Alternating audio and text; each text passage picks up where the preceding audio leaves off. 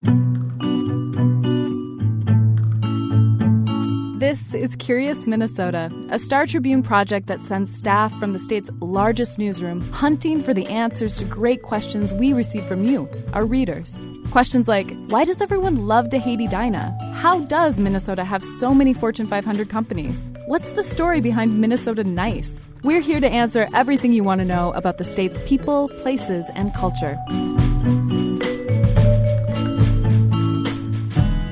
Welcome to Curious Minnesota. I'm your host, Eric Roper, and this week we're talking about what are the origins of Minnesota Nice. This is a phrase we hear a lot here in Minnesota, and our general assignment reporter, Rachel Hutton, dug into the details on the story behind it. But first, let's hear from our reader, Sarah Skinner, who asked us this question.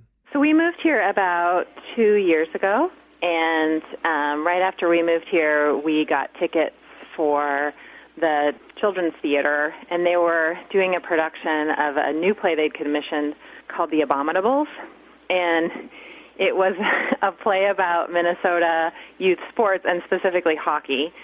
One of the opening numbers in the musical was called Minnesota Nice, and so it's a hockey mom singing about, we're nice, we're Minnesota nice, and then kind of poking fun at all of the things that people do that are actually not that nice as well.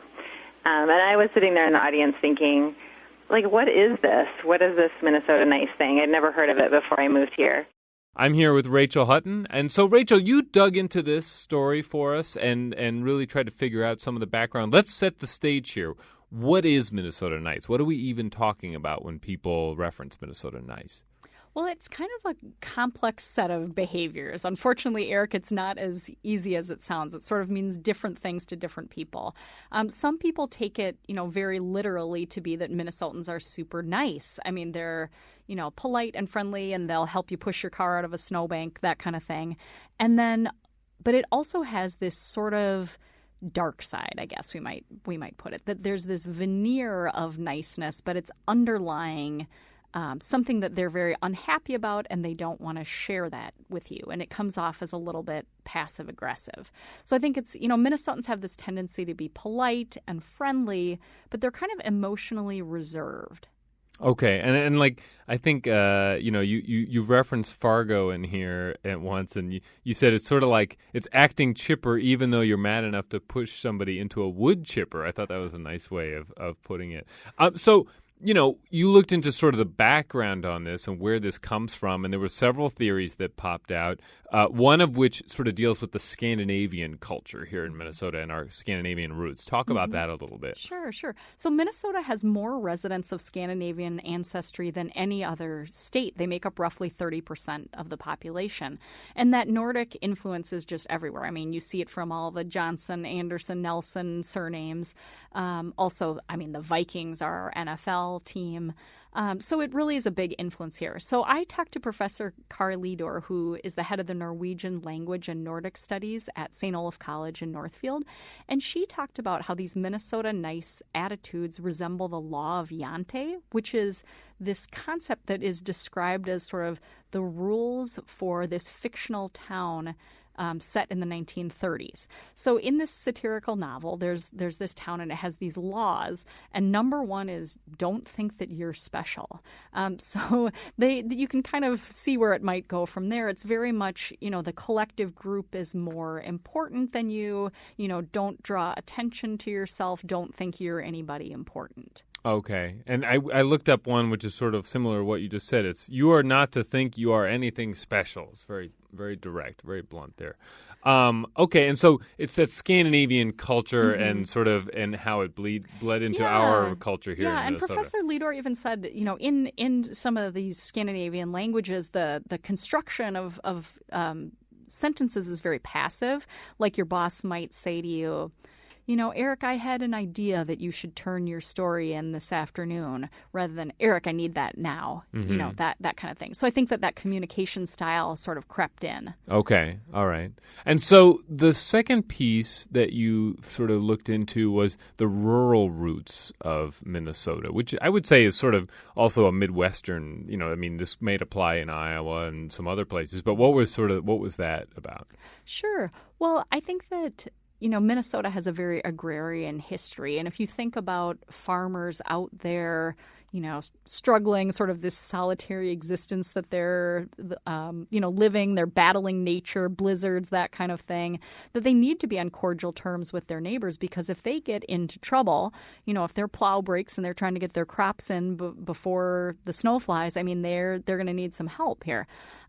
So that was kind of very important. But they also, because, they're not living on top of one another, the rural people don't maybe have as much opportunity to sort of navigate conflict and interpersonal frictions. Where you look at an apartment building in New York City, all these people sharing the same space.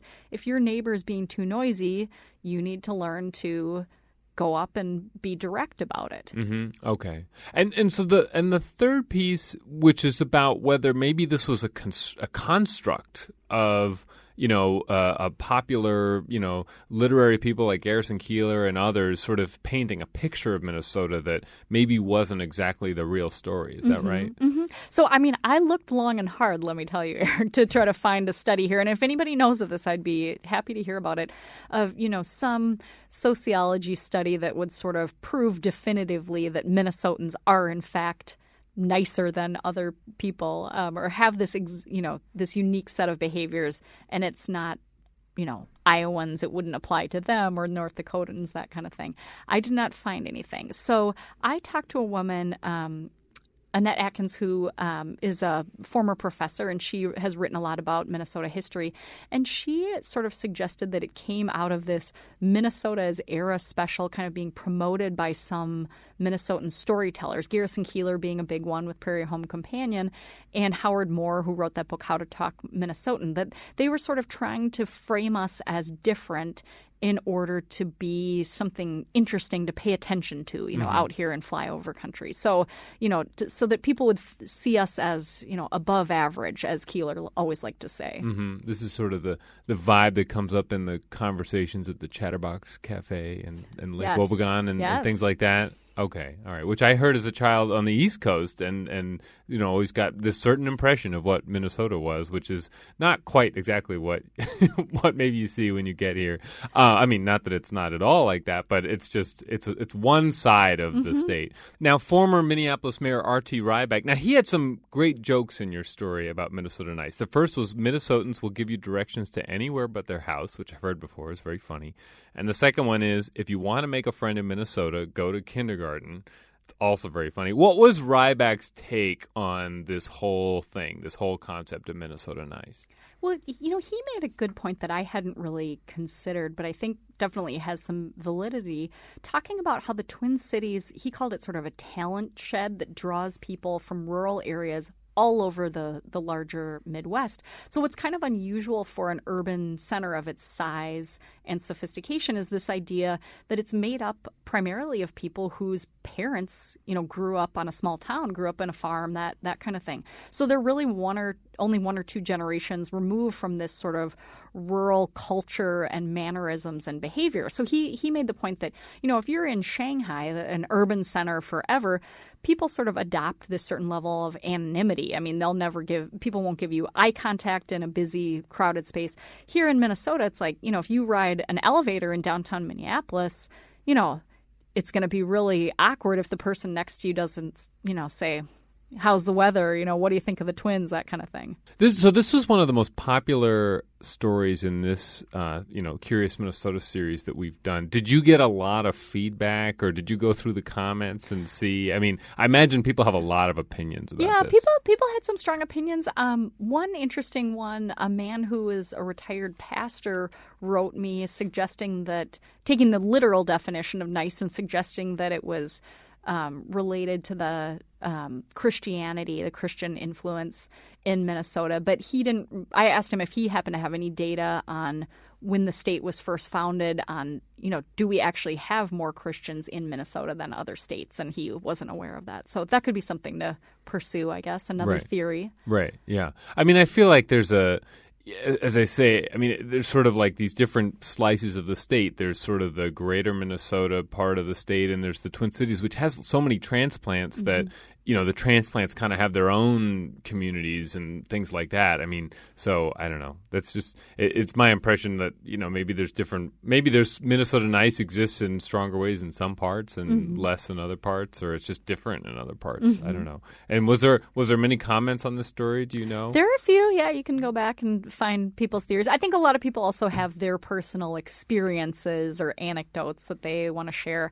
I know that Sarah Skinner had a really cute one where she said that she was at MSP Airport and she saw she was on a moving sidewalk and she saw a mom with a bunch of kids that were kind of squirrely and they were basically blocking the whole moving sidewalk. And there were like 3 business travelers with their roller bags and everything.